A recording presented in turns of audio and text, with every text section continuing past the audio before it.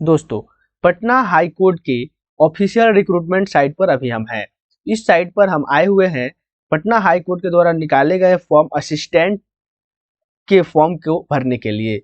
तो इस वीडियो में आप लास्ट तक बने रहें ताकि आप किसी भी पॉइंट को मिस नहीं करें। इस वीडियो में हम एक फॉर्म को लाइव भर करके देखेंगे कि कहाँ क्या भरना है और क्या नहीं।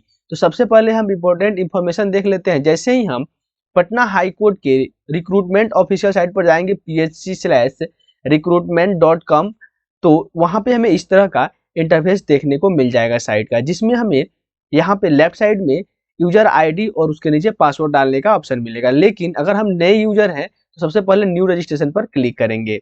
और अगर आपने अपना रजिस्ट्रेशन कर लिया है और अगर आप रजिस्ट्रेशन करने के बाद अपना रजिस्ट्रेशन नंबर भूल गए हैं या पासवर्ड भूल गए हैं तो यहाँ फॉरगेट रजिस्ट्रेशन नंबर और पासवर्ड पर क्लिक करेंगे।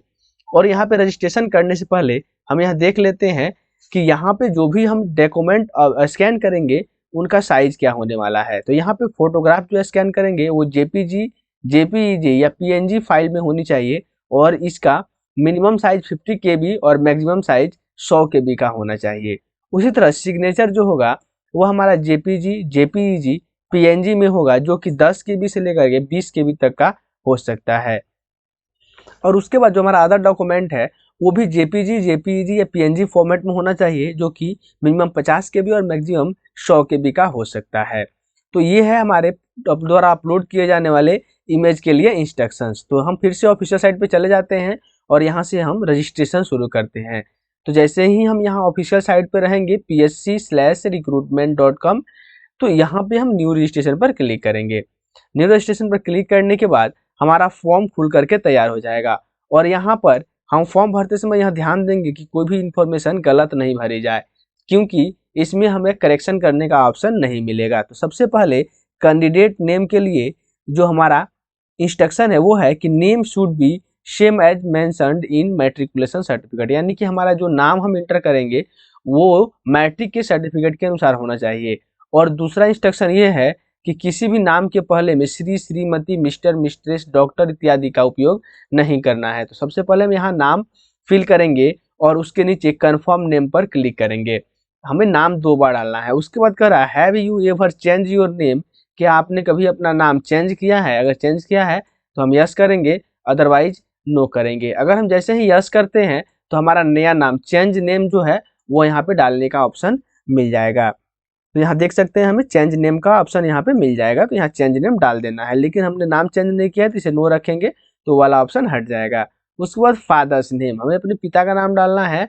वो भी ये भी कह रहा है कि please do not entry any salutations that is Shri, mother, mister, doctor, professor, यानी किसी तरह का जो है नाम के पहले हमें श्री, मिस्टर, डॉक्टर इत्यादि यहाँ पे नहीं लगाना है। उसके बाद मदर्स नेम है, मदर्स नेम में भी वही चीज है, श्रीमती, श्री, सुश्री इत्यादि का उपयोग नहीं करना है। तो यहाँ मदर्स नेम डाल देना है। उसके बाद हमारा जेंडर को सिलेक्ट करना है, जो भी हमारा जेंडर होगा हम उसका चयन करेंगे। और उसके बाद जो है पूछ रहा है यहाँ पे कि are you domicile of Bihar, यानी कि आप बिहार के निवासी हैं। तो अगर हैं तो यस करेंगे, अदरवाइज नो करेंगे। जैसे ही हम यहाँ पे डोमिसाइल ऑफ बिहार को नो करते हैं तो यहाँ पे मतलब कि यहाँ पे यस या नो हम कर सकते हैं। तो जो भी हमारा मतलब अगर हम यहाँ के हैं अस्थायी निवासी तो यस करेंगे, नहीं तो नो करेंगे। उसके बाद रिजर्वेशन कैटेगरी, हमारी कैटेगरी क्या है, UR, EWS, BC, EBC, SC, ST. ये यूआर जो है reserve, EWS economically weaker section, BC backward caste, EBC extremely backward caste, SC scheduled caste और एसटी शेड्यूल्ड टेरिटोरी। तो यहाँ पे जो है शेड्यूल तो यहाँ पे ये जो है हमारी रिजर्वेशन कैटेगरी होगी। उसके बाद कह रहा है are you O H orthopedically handicapped with at least 40% disability, मतलब आप किसी तरह से मतलब हैंडीकैप्ड हैं। अगर हैं तो यस करेंगे, अदरवाइज नो करेंगे। तो यहाँ पे यस करेंगे तो हमें अपना डिसेबिलिटी परसेंटेज शो करना होगा कि हमारा डिसेबिलिटी परसेंटेज कितना है। कम से कम 40% होना ही चाहिए। इससे कम अगर आप डिसेबल हैं तो फिर आप डिसेबिलिटी में काउंट नहीं किए जाएंगे, यानी कि फिजिकली हैंडीकैप्ड में काउंट नहीं किए जाएंगे। उसके बाद कर whether serving in Patna high court और court subordinate to this court, यानी कि क्या आप पटना हाई कोर्ट में या इसके अधीनस्थ किसी कोर्ट में कार्यरत हैं। अगर हैं तो यस करेंगे, अदरवाइज नो करेंगे। उसके बाद कह रहा है date of birth. Date of birth जो है मैट्रिकुलेशन सर्टिफिकेट के अनुसार हम यहाँ पे चयन करेंगे। तो हमारा जो डेट ऑफ बर्थ होगा उसका चयन हम पहले ईयर करेंगे, फिर मंथ का चयन करेंगे, फिर उसके बाद डेट का चयन करेंगे। उसके बाद हमारा मोबाइल नंबर यहाँ पे इंटर करेंगे और फिर से मोबाइल नंबर को इंटर करेंगे। 2 बार हमारा मोबाइल नंबर इंटर करना है। उसके बाद ईमेल आईडी इंटर करना है, फिर से उसे कंफर्म करना है और यहाँ पर इस रेडियो बटन को चेक करने के बाद हमें सबमिट पर क्लिक कर देना है। तो सबमिट पर जैसे हम क्लिक करेंगे तो हमारे ईमेल आईडी पर और हमारे मोबाइल नंबर पर दोनों पे लॉगिन आईडी और पासवर्ड चला जाएगा। प्रोसीड करने के बाद हमारा रजिस्ट्रेशन नंबर और पासवर्ड हमें फ्लैश करके मिल गया, इसे हम प्रिंट करके रख लेंगे और बाकी के सारे डिटेल जो है हमारा वो नीचे भरा हुआ है। उसके बाद हम इसे यहाँ से प्रिंट कर लेंगे और ये नेक्स्ट और रिटर्न टू होम। तो पहले हम प्रिंट कर लेते हैं, इसे प्रिंट करके हम इसको सेव कर लेते हैं। उसके बाद हम नेक्स्ट पर क्लिक करेंगे और नेक्स्ट पर क्लिक करने के बाद हमारा पर्सनल डिटेल का पेज ओपन हो जाएगा। अब हम पर्सनल डिटेल के टैब में आ गए हैं। यहाँ सबसे पहले एड्रेस लाइन 1 में यहाँ अपना एड्रेस फिल करेंगे। यहाँ देख सकते हैं एड्रेस लाइन 1 जो है ये मैंडेटरी फील्ड है क्योंकि यहाँ पे लाल बिंदी का निशान है। वही एड्रेस लाइन 2 जो है मैंडेटरी नहीं है, तो हम एड्रेस लाइन 2 में कुछ नहीं भरेंगे तो भी हमारा काम चल जाएगा। तो एड्रेस लाइन 1 में ही अपना सारा एड्रेस भर लेंगे।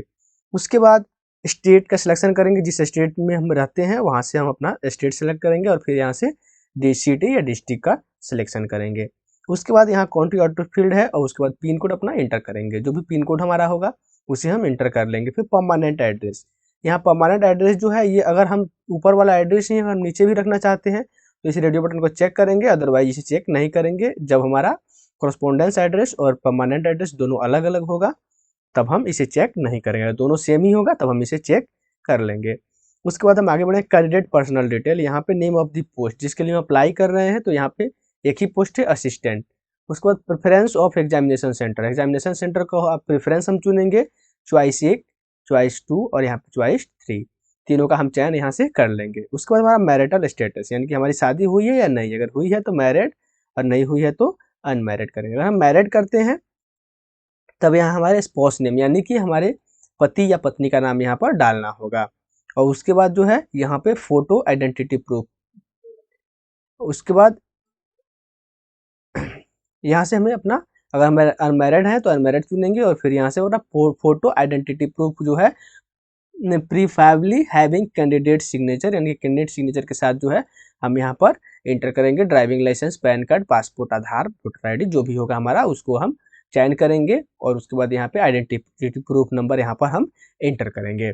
यानी कि अगर हम आधार नंबर चुनते हैं यहाँ से आधार चुनते हैं तो फिर आधार नंबर यहाँ डालना होगा और बाकी जिस डॉक्यूमेंट का हम चयन करते हैं उसका आइडेंटिटी प्रूफ नंबर यहाँ पर इंटर करना होगा। उसके बाद नेशनलिटी जो है वो हमारी इंडियन होगी और visible mark of identification of candidate यानी कि कैंडिडेट का जो आइडेंटिफिकेशन मार्क होगा जो दिखने लायक यानी कि जो बाहर से दिख पाए, तो सामान्यतः अगर मुंह पर कोई निशान हो तो उसी का यहाँ पे हम उसको यहाँ पर डाल देंगे। उसके बाद एडिशनल डिटेल में हम आएंगे, कह रहा है वेदर एनी क्रिमिनल केस, आपके ऊपर अगर कोई क्रिमिनल केस है तो फिर यहाँ से हमें सेलेक्ट करना है। अगर यस करेंगे तो हमें उसका डिटेल देना होगा और नो करेंगे तो डिटेल नहीं देना होगा, तो इसे हम नो ही रखेंगे। और उसके बाद कह रहा है whether any FIR has ever been registered against you, अगर आपके ऊपर FIR कोई रजिस्टर हुआ है तो उसकी एंट्री करें। अगर आपके ऊपर कभी FIR हुआ है तो उसे यस करेंगे, अदरवाइज नो करेंगे, तो इसे भी हम नो रखेंगे। और यहाँ पे जो भी है इसे भी हम कह रहा है कि whether serve in territorial army for a minimum period for 2 year, यानी कि आपने कभी आर्मी में काम किया है जो टेरिटोरियल आर्मी हो तो उसके लिए अगर आपने किया है तो यस, अदरवाइज नो करेंगे। उसके बाद कह रहा है have you been awarded with B certificate of NCC, अगर आपको NCC का B सर्टिफिकेट मिला है तो यस करेंगे, अदरवाइज नो। इसके बाद हम सबमिट पर क्लिक करेंगे। यहाँ सबमिट करने के बाद हम अगले टैब में चले जाएंगे। अब हम एजुकेशनल डिटेल में नेम ऑफ स्कूल यहाँ पे इंटर करेंगे और उसके बाद नेम ऑफ बोर्ड यानी जिस स्कूल से हमने मैट्रिकुलेशन पास किया है, देखेंगे मैट्रिकुलेशन डिटेल के लिए नेम ऑफ स्कूल यहाँ इंटर करेंगे और फिर हम बोर्ड का नाम यहाँ इंटर करेंगे और फिर पासिंग ईयर यहाँ पर डालेंगे कि किस ईयर में हमने पास किया है बोर्ड एग्जाम। उसके बाद जो है हमें यहाँ पे स्कीम ऑफ मार्किंग, मार्किंग का स्कीम क्या है, परसेंटेज है या CGPA, SGPA या GPA है। तो अगर परसेंटेज होगा तो परसेंटेज का चयन करेंगे और अगर CGPA होगा तो CGPA का। तो फिर हम परसेंटेज का चयन अगर करते हैं तो यहाँ पे हमें मार्क्स ऑफ 10 में मार्क अपना आपको कितने मार्क्स मिले हैं उसको डालना पड़ेगा। उसके बाद मैक्सिमम मार्क यानी कितने का एग्जाम हुआ था और फिर हमारा परसेंटेज ऑटोमेटिक आ जाता है। जैसे अगर मान लीजिए कि हमें एग्जाम में मिला है 350 नंबर और मैक्सिमम मार्क्स जो है वो 500 है, तो जैसे ही हम टाइप करेंगे ऑटोमेटिकली परसेंटेज जो है वो आ जाएगा, और डिवीजन जो है हम यहाँ से सेलेक्ट कर लेंगे, फर्स्ट सेकेंड या थर्ड, तो हम फर्स्ट डिवीजन होगा। उसके बाद इंटरमीडिएट का डिटेल हम डालेंगे, स्ट्रीम हम कौन से स्ट्रीम से इंटरमीडिएट एग्जाम दिए थे, आर्ट्स, कॉमर्स या साइंस, जो भी हमारा होगा उसका हम चयन करेंगे। फिर अपना स्कूल कॉलेज का नाम इंटर करेंगे, और फिर हम बोर्ड का नाम इंटर करेंगे जिस बोर्ड से हमने एग्जाम दिया है। फिर हम पासिंग ईयर यहाँ पे इंटर करेंगे। उसके बाद स्कीम ऑफ मार्किंग हम चुनेंगे, जैसे ऊपर हमने चुना है परसेंटेज का चयन करेंगे, फिर अपना ऑब्टेन मार्क जितना हमें मिला है और नीचे मैक्सिमम मार्क डालेंगे, परसेंटेज ऑटोमेटिक आ जाएगा। फिर यहाँ से हम डिवीजन का चयन करेंगे। फिर उसके बाद कह रहा है name of the degree course, यानी कि किस डिग्री कोर्स को आपने किया है, तो यहाँ पे डिग्री कोर्स का हम नाम डालेंगे। जैसे कि आपने ग्रेजुएशन किया है तो ग्रेजुएशन में आपने कौन सा कोर्स किया है तो आप डाल देंगे, जैसे कि अगर आपने बीएससी किया है या फिर बीए किया है या बीकॉम किया है। फिर नेम ऑफ कॉलेज इंस्टीट्यूशन, कौन से कॉलेज या इंस्टीट्यूशन से आपने किया है तो कॉलेज का नाम यहाँ डालेंगे। फिर यूनिवर्सिटी का नाम हमें यहाँ पे डालना होगा। फिर उसको पासिंग ईयर का हम चयन करेंगे यहाँ पे कि किस ईयर हमने पास किया है अपना ग्रेजुएशन डिटेल, मतलब ग्रेजुएशन एग्जाम जो है किस ईयर हमने पास किया है। उसके बाद स्कीम ऑफ मार्किंग, मार्किंग का स्कीम क्या, परसेंटेज अगर होगा तो परसेंटेज, और सीजीपीए होगा तो सीजीपीए में हम यहाँ पे ग्रेड इंटर करेंगे, और यहाँ पे इक्विवेलेंट परसेंटेज यहाँ पे इंटर करेंगे खुद से।